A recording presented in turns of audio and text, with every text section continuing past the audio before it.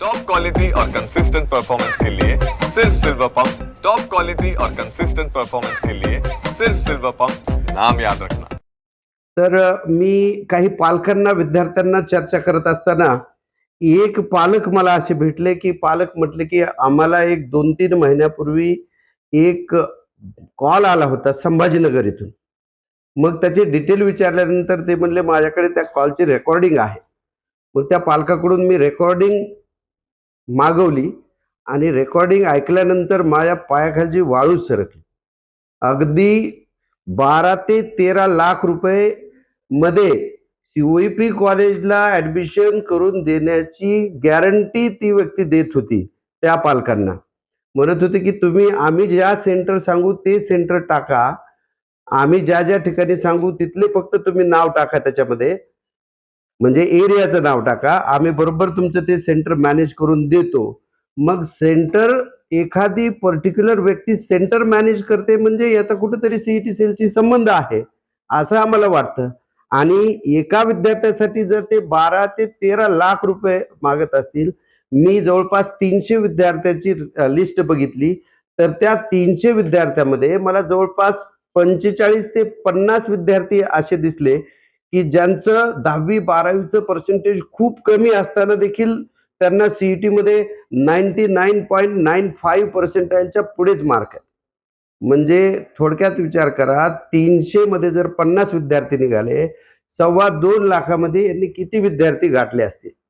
आणि जर आपण अपहार किती झाला याचा जर आपण विचार केला तर हा घोटाळा कमीत कमी 100 कोटीच्या पुढचा घोटाळा असेल असं मला 100% वाटतं. आणि याच्यामध्ये खूप मोठ्या मोठ्या हस्ती कुणीतरी याला कारणीभूत आहे. ती ऑडिओ क्लिप माझ्याकडे आहे. मी वेळ पडल्यानंतर ती चॅनेलला देईल, सीईटी सेलला सुद्धा देऊ शकतो. त्या सीईटी मध्ये जर आपण बघितलं तर अगदी ज्या विद्यार्थ्यांना बोर्डामध्ये म्हणजे 10वी बोर्ड आणि 12वी बोर्डामध्ये कोणाला 35%, 50%, 56% मार्क्स आहेत, अशा विद्यार्थ्यांना सीईटीच्या परीक्षेमध्ये 100% मार्क्स मिळालेले आहेत. आम्ही पूर्ण ज्यावेळेस 1 ते 100 रँकचा अभ्यास केला तेव्हा असं निदर्शनास आलं की जवळपास 40 विद्यार्थी असे आहेत की ज्यांचे बोर्डाचे मार्क हे खूप कमी आहेत, पण त्यांना सीईटी मध्ये 100%, 99.99, 99.98 असे पर्सेंटाईल मार्क्स मिळवलेले आहेत. आता आम्ही काही तज्ज्ञ लोकांशी चर्चा केली. मी सुद्धा गेल्या 25 वर्षापासून मॅथमॅटिक्स शिकवण्याचं काम करतो, पण आतापर्यंत असं कधी घडलेलंच नाही. ज्या विद्यार्थ्याला म्हणजे 100% मार्क्स मिळतात त्याला कमीत कमी 70 ते 80% मार्क्सचे बोर्डामध्ये असतात. पण हा थोडासा काहीतरी वेगळाच अजब प्रकार या वर्षीच्या रिझल्ट मधून घडलेला आहे. आम्हाला असं वाटतं की ही पूर्ण एक मोठा स्कॅम आहे. ज्या वेळेला आम्ही या मुलांचे जेईचे मार्क्स पण चेक केले, आता माझ्या समोर लिस्ट आहेत, सीईटीची पण लिस्ट आहे आणि जेडब्ल्यूची पण आहे, तर या मुलांना जेई मध्ये सुद्धा कुठेतरी 27%, 25%, अगदी 10% असे मार्क्स आहेत. मग हे म्हणावं लागेल की एक प्रकारची ही जादूच आहे. आणि हा जो अन्याय आहे तो हा अगदी खेडेगावातून येणाऱ्या जी एमएसटी सीईटी आहे ही सर्वसामान्य मुलांची, की ज्या मुलांना काही फार सोयी सुविधा मिळत नाहीत अशी मुलं हे एक्झाम देतात, तर त्यांच्यावरचा हा खूप मोठा अन्याय आहे. मुलं अगदी 10-12 तास दिवस रात्र मेहनत करून अभ्यास करून 99% मार्क्स मिळवतात आणि या विद्यार्थ्यांनी मात्र अगदी पैशाच्या जोरावर या 100% आणि 99.9% मार्क्स मिळवलेले आहेत. आम्हाला आपले महाराष्ट्र राज्याचे मुख्यमंत्री साहेब, त्याच्यानंतर शिक्षण मंत्री साहेब, या सर्वांवर खूप विश्वास आहे. पण ही खालची जी कुठली तरी सीईटी सेलची यंत्रणा जी आहे ही पोखरली गेलेली आहे. तर मी आपल्या माध्यमातून सरकारकडे एक मागणी करतो की यासाठी कुठली तरी एखादी एसआयटी नेमली पाहिजे आणि हा जो सर्वसामान्य विद्यार्थ्यावर झालेला अन्याय हा दूर झाला पाहिजे. मला पीसीएम एमएसटी सीईटी मध्ये पीसीएम ग्रुपमध्ये 99.36% मिळाली. काल सीईटी सेलने जी एमएसटी सीईटी जी मेरिट लिस्ट जाहीर केली त्यात माझा रँक 1981 होता. तर उत्सुकता म्हणून पाहिलं की रँक वनला प्रत्येक विषयात किती पर्सेंटाईल असते ही उत्सुकता असल्याने त्याची जेव्हा मी पर्सेंटाईल पाहिली तर त्याचा ओव्हरऑल स्कोर होता 100%. मॅथमध्ये 100%, फिजिक्समध्ये 99.99%. मग त्याचे जेव्हा मी बोर्डाचे मार्क्स पाहिले तर त्याला मॅथमध्ये 60 मार्क आहे वाटतं आणि फिजिक्समध्ये, विशेषतः फिजिक्समध्ये 43 मार्क आहे. म्हणजे बोर्डात 43 100 पैकी आणि इकडं सीईटीला 99.99% आहे. ही गोष्ट थोडीशी मला खुणवत होती. नंतर मग एका विद्यार्थ्याचं पाहिल्यानंतर मला वाटलं असं एखादंच असेल. मग खाली जेव्हा मी असं पाहत गेलो तर असे बरेचसे विद्यार्थी मला आढळून आले की ज्यांना 10वीत 12वीत बोर्डात कमी टक्केवारी आहे, जसे 50-60 टक्केवारीच आहे, पण त्यांना इकडे 100% मार्क्स आहे.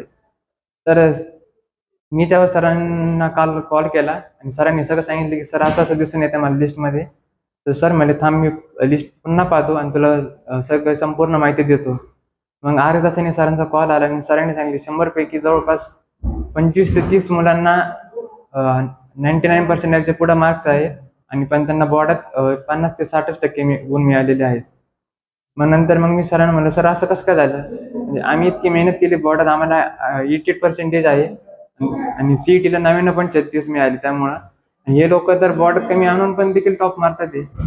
तर सर म्हणले मी ती चौकशी करून तुला सांगतो नक्की.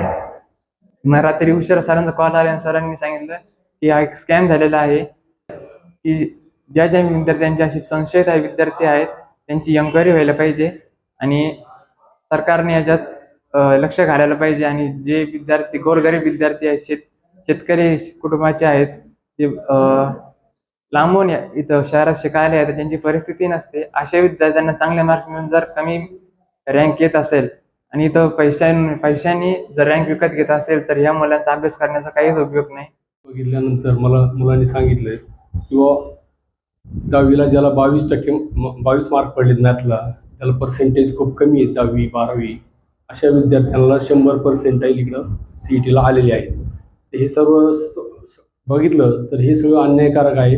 गुणवंत विद्यार्थ्याचा याच्यात अन्याय होतोय, त्यांच्यावर कुठंतरी एक अन्याय होतोय आणि त्यांना त्यांच्या मेहनतीचं फळ मिळत नाही आहे. त्यांनी जे 10-12 तास अभ्यास केला आहे त्यांच्यावर कुठेतरी खूप मोठा अन्याय होतोय आणि याला कुठेतरी वाचा फुटली पाहिजे. म्हणूनच आज आम्ही इथं सरांना भेटलो.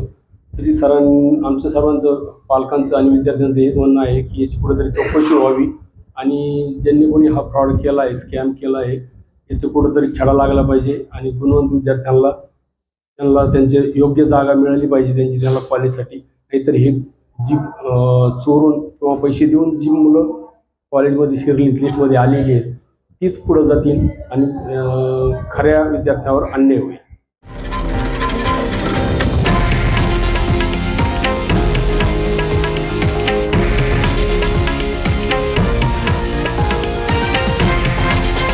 हे आहे देशातील नंबर 1 न्यूज नेटवर्क आणि आपण पाहत आहात TV9 मराठी, एकमेव.